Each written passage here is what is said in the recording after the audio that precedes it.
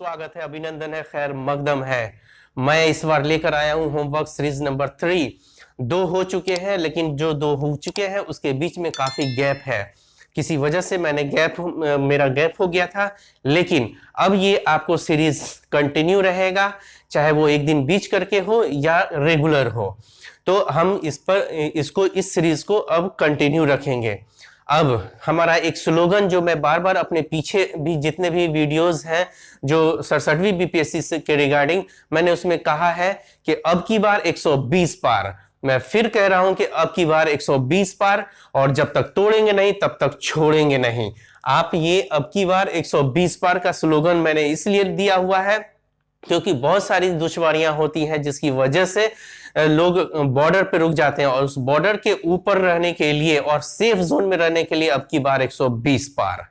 चलिए अब हम लोग आते हैं, आपको मैंने जो होमवर्क सीरीज दिया है उसमें 3 चीज दिया है। एक पहला हिस्ट्री दिया है जो एंशिएंट हिस्ट्री है, और दूसरा जो मैंने दिया है आपको साइंस दिया है जिसमें कि लूसेंट का ही है, सारा चीज जो है लूसेंट का है। और साइंस जो मैंने दिया है वो फिजिक्स दिया है। और तीसरा दिया है मैंने प्रतियोगिता दर्पण। प्रतियोगिता दर्पण में मैंने दिया है आपको नेशनल इश्यूज मार्च और अप्रैल। इसको अब डिटेल्स में हम जानते हैं कि जैसे पहला मैंने हिस्ट्री एंशिएंट से दिया है जो कि पहले हो चुका है, आपको चैप्टर नंबर 1 से लेकर 21 तक हो चुका है। चैप्टर नंबर 1 से लेकर 21 तक हुआ है, लेकिन आप उसको अभी नहीं पढ़ेंगे, अभी इसी को पढ़ेंगे। इसलिए पढ़ेंगे क्योंकि वो जो चैप्टर जो है वो एक तरीके से कहानी नुमा है, थोड़ा सा वो पढ़ने में रोचक होता है। लेकिन ये जो 22 चैप्टर से लेकर 26 चैप्टर तक जो अंतिम है एंशिएंट हिस्ट्री का, आपको अंतिम है, उसमें क्या है कि वकाटक वंश हो, चाहे वो छोटे छोटे जितने भी वंश हैं, वो चाहे दक्षिण भारत के हो या आपको सीमावर्ती राज्य हो, ये सब के सब छोटे छोटे राज्य हैं जो कंफ्यूजन क्रिएट करते हैं। और एक बात ये भी होती है कि जब आप इंस्टेंट शुरू करते हैं तो पढ़ते पढ़ते जैसे ही आप 22 नंबर चैप्टर में आते हैं तो थकने लगते हैं और आपका फोकस घटने लगता है, इरिटेशन होने लगता है। इसीलिए ये जो मैंने सीरीज होमवर्क सीरीज 3 जो दिया है उसको आप क्या करेंगे कि यही 22 से 26 तक पढ़ेंगे, और सीरीज नंबर 1 होमवर्क सीरीज जो 1 है और 2 है उसको बाद में भी पढ़ेंगे, कोई दिक्कत नहीं है, उसको बाद में आप उसको सपोर्ट कीजिए, लेकिन अभी करंट हो जाइए जो मैं दे रहा हूं।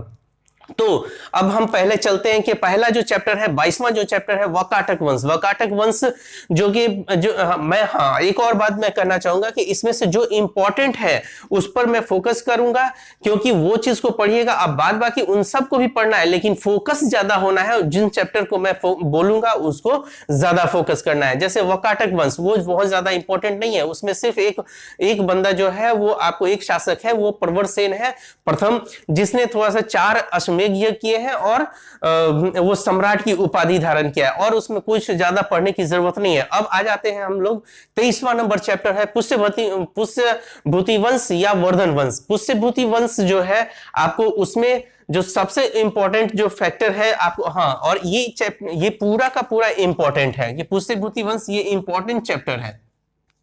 इसको तो आपको हर हाल में पढ़ना है। क्यों पढ़ना है? तो इसलिए इसको पढ़ना है क्योंकि इसमें आपको हर्षवर्धन के इर्द गिर्द सारी कहानियां हैं, और हर्षवर्धन कैरेक्टर जिसको जो पेपर सिलेक्ट करते हैं, जो क्वेश्चन सिलेक्ट करते हैं, वो हर्षवर्धन को भूलते नहीं, हर्षवर्धन को भी जहन में रखते हैं। और इसमें जो आपको पुष्यभूति वंश का जो भी कैरेक्टर है, चाहे वो प्रभाकर वर्धन है जो कि क्या है, उसका बेटा है, जो 2 बेटा राज्यवर्धन और हर्षवर्धन, और उसकी बेटी है राजश्री। तो उनकी कहानियां हैं और उन कहानियों में बहुत सारे फैक्ट भी है, उसको पढ़ने में आपको बहुत रोचक भी आएगा और बहुत आराम से पढ़ लीजिएगा। अब आते हैं 24 चैप्टर जो दक्षिण भारत के प्रमुख राजवंश। दक्षिण भारत के प्रमुख राजवंश कहने का मतलब क्या हुआ? तो जैसे पल्लव वंश हो गया, चाहे चोल वंश हो गया, राष्ट्रकूट हो गया, या चालुक्य वंश हो गया, वातापी के चालुक्य हो गया, वेगी के चालुक्य हो गया, या कल्याणी के चालुक्य, इन सब को पढ़ना है। लेकिन इन सब में से जो सबसे इंपॉर्टेंट फैक्टर है वो है आपको चोल का स्थानीय शासन से हमेशा बीपीएससी में क्वेश्चंस पूछता आ रहा है। और इस जो दक्षिण भारत के जो राजवंश है उसमें स्थापत्य वाले से क्वेश्चंस भी पूछे जाते हैं। जैसे आप राष्ट्रकूट वाला जो है उसमें भी स्थापत्य का उन लोगों ने भी स्थापत्य में काम किया है, चाहे चोल वंश में भी स्थापत्य का काम किया है और पल्लव वंश में भी थोड़ा बहुत वो किया है, तो उसको कर लेना है। और हाँ, अब आते हैं कि थोड़ा सा पल्लव वंश में भी थोड़ा सा आपको कुछ करना होगा। जैसे नरसिंह वर्मन कैरेक्टर जो है वो पल्लव वंश में है और दूसरा कैरेक्टर जो है प्रवरसेन वो भी जो है आपको पल्लव वंश में है। तो आपको उसको दक्षिण भारत के प्रमुख राजवंश में किसको किसको करना है, तो चोल वंश को मेन इंपॉर्टेंट जो है वो करना है और स्थापत्य पे ध्यान रखना है। तो आपको ये हो गया दक्षिण भारत के प्रमुख राजवंश। सीमावर्ती राजवंश, सीमावर्ती राजवंश में कौन है, तो पाल है, सेन है, कश्मीर है और नॉर्थ ईस्ट वाले जो है वो वर्मन वंश है, जो कि है आपको कामरूप का वर्मन वंश है। तो उनको उन सब चीजों उन लोगों को पढ़ना है। लेकिन उनमें भी कौन सबसे इंपॉर्टेंट है, यानी कि सीमावर्ती राजवंश में पाल वंश सबसे इंपॉर्टेंट है। उससे क्वेश्चन पूछे जाते हैं, चाहे वो गोपाल हो या धर्मपाल हो या देवपाल हो। ये तीनों जो है, ये तीनों पाल जो है इंपॉर्टेंट कैरेक्टर हैं और इनको जरूर से जरूर पढ़ना है। सेन में लक्ष्मण सेन है जो कि इंपॉर्टेंट है। और फिर उसके बाद हम आते हैं आपको राजपूत राजवंश का उदय। राजपूत राजवंश का उदय पढ़िए तो सब, चाहे गढ़वाल वंश हो, परमार वंश हो या तोमर वंश हो, चाहे वो चंदेल वंश हो, चाहे सिसोदिया वंश हो, सबको पढ़ना है। लेकिन इसमें से जो इंपॉर्टेंट है, जो सबसे इंपॉर्टेंट अगर क्वेश्चन सेट होता है तो वो चंदेल वंश से सबसे ज्यादा क्वेश्चन सेट होता है, उस पर ध्यान कीजिएगा। दूसरा है परमार वंश से भी थोड़ा सा ध्यान कीजिएगा। और उसके बाद एक दो है जिसका जो स्थापना किसने किया है वो सबको याद रखना है, स्थापना किसने किया है। और दूसरा है जो सिसोदिया वंश में एक कैरेक्टर जो है आपको ये जो विजय स्तंभ की स्थापना किया था राणा कुंभा, तो वो इंपॉर्टेंट है, कैरेक्टर है। तो आपको ये कुल मिलाकर ये है कि आपको 22 से लेकर 26 चैप्टर यानी कि एंड है एंशिएंट हिस्ट्री का। तो आपको इसमें जो जो इंपॉर्टेंट मैंने बोल दिया है उसको पढ़ना है और इसी से ही स्टार्ट कीजिए। वो पिछला जो सीरीज होमवर्क सीरीज 1 और 2 को अभी रोक दीजिएगा। अब आते हैं हम लोग साइंस के ऊपर। साइंस में हम लोग लूसेंट का साइंस में कौन सा ले रहे हैं, तो फिजिक्स वाला पोर्शन ले रहे हैं। फिजिक्स पोर्शन के 13 नंबर और 14 नंबर, इसमें भी 12 तक आपको हो चुका है। इसमें 2 चैप्टर मैं इसलिए ले रहा हूं क्योंकि एक प्रकाश जो है ये चैप्टर जो है ये बड़ा है और ऊष्मा और प्रकाश, तो और प्रकाश जो है बहुत इंपॉर्टेंट है एग्जाम के पॉइंट ऑफ व्यू से। उससे भी अक्सर क्वेश्चन पूछे जाते हैं, वो किसी में भी, चाहे यूपीएससी हो, बीपीएससी हो, चाहे दरोगा हो, चाहे रेलवे हो, कोई भी बिहार के कोई भी एग्जाम में वो पूछा जाता है। इसीलिए ये मोस्ट इंपॉर्टेंट है। इसको बहुत प्यार से पढ़िएगा, आराम से पढ़िएगा और हर चीजों को बारीकी से देखते हुए चलिएगा। ऊष्मा भी इंपॉर्टेंट है, ऊष्मा से भी कुछ कुछ बनते हैं। अब हम ये भी चीज एक बात यहां पर ये भी कहना चाहेंगे कि जो मैंने अपने पिछले वाले वीडियोस में जो बोला है लूसेंट की रणनीति के बारे में मैंने जो दिया है वीडियो में, तो आपको ये भी चीज ध्यान रखना है कि जो सामान्य लूसेंट का जो सामान्य अध्ययन है उसका एक चैप्टर पढ़ने के बाद एक ऑब्जेक्टिव, लूसेंट का ऑब्जेक्टिव लगा जाना है। एक एक चैप्टर पढ़ते गए लूसेंट का, जैसे मान लेते हैं कि इसी में ही है कि जो राजवंश, जो छोटे छोटे राजवंश है, तो उसका एक चैप्टर पढ़ लिया, देख लेंगे कि हाँ कि सारा हो सकता है कि इसमें कुछ सारा चैप्टर एक ही में ही निपटा दिया हो, तो वो पूरा का पूरा कंप्लीट करना है। जैसे ही सामान्य अध्ययन का पढ़ लिए फिर उसके बाद पूरा करना है।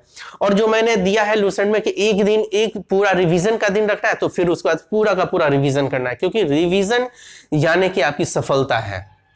तो आप उन बातों को ध्यान रखेंगे। और प्रतियोगिता दर्पण में मार्च और अप्रैल का जो दिया है मैंने नेशनल इश्यूज दिया है, पहले इसको स्क्रीनशॉट भी ले लीजिए, ठीक है। अब हम ये चीज कहना चाहेंगे कि ये जो मार्च और अप्रैल का दिया है ये अभी मैंने कम दिया है, ठीक है, क्योंकि कम दिया है। और इसमें मैं क्या करूंगा कि जो मार्च अप्रैल और मई, ये 3-3 महीने का एक अलग से मैं वीडियो डालूंगा जो कि प्रतियोगिता दर्पण का है। वो प्रतियोगिता दर्पण ही मैं पढ़वाना चाह रहा हूं। उसके साथ साथ आप और भी कुछ पढ़ सकते हैं और पढ़ना भी जरूरी है, चाहे वो कोई भी हो, चाहे स्पीडी हो या कोई भी मंथली मैगजीन हो। लेकिन यहाँ प्रतियोगिता दर्पण को मैं 2 पॉइंट ऑफ व्यू से, पीटी और मेंस दोनों के पॉइंट ऑफ व्यू से मैं पढ़ाना चाहता हूं। और इसमें जो मैं चाहता हूं कि आप पूरा पढ़ें, लेकिन मैं उसमें से कौन आता है कौन नहीं आता है, बहुत लोगों को ये भी कंफ्यूजन है। कई लोग हमें कमेंट में भी दिए हैं या फोन से भी बोलते हैं कि हाँ कि उनको प्रॉब्लम होती है कि हम लोग क्या इसमें पढ़ें क्या नहीं पढ़ें, ठीक है, तो मैं उसका समराइज करके ही सार कर करके मैं आपको वीडियो में भी डालूंगा, उसका पीडीएफ भी देने वाला हूं, और जैसे भी आपको चाहिए वो आपको मिल जाएगा, फ्री ऑफ कॉस्ट मिलेगा, उसमें कोई चार्ज नहीं लगेंगे। बस आपका चार्ज जो देना है वो लाइक का बटन दबाइएगा और सब्सक्राइब कीजिएगा, शेयर कीजिएगा और कमेंट कीजिएगा, यही मेरी फीस होगी। तो आपको मैंने ये जो पूरा का पूरा जो दिया है, तो ये सब इसलिए मैंने इसको जो डिजाइन थोड़ा सा कम किया है, क्योंकि आपको मेंस को भी लेकर चलना है और पीटी को भी लेकर चलना है। इस पर डिटेल्स में मैं बात करूंगा कि क्या क्या चीज मेंस में करने हैं अभी, और क्या क्या चीज आपको करने हैं आपको पीटी में, उसके लिए पूरा डिटेल्स में मैं एक चर्चा करूंगा। ओके, आपका आपका बहुत बहुत धन्यवाद जो हमारा इस जो लेक्चर आपने सुना है, और आप इसको लाइक भी करेंगे, कमेंट भी करेंगे, शेयर भी करेंगे और हमारे चैनल को सब्सक्राइब भी करेंगे। Okay, thank you, all the best.